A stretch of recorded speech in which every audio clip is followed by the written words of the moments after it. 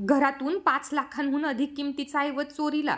धामणगाव बढे पोलिसात अज्ञात चोरट्याविरोधात गुन्हा दाखल. धामणगाव बढे येथील पोलीस स्टेशन हद्दीतील कोल्हाळा बाजार येथे बंद घरातून अज्ञात चोरट्यांनी 5,12,850 रुपयांचा ऐवज चोरून नेल्याची घटना उघडकीस आली आहे. या प्रकरणी धामणगाव बढे पोलीस स्टेशनमध्ये अज्ञात आरोपी विरुद्ध विविध कलमान्वये गुन्हा दाखल करण्यात आला असून पोलीस अधिक तपास करीत आहेत.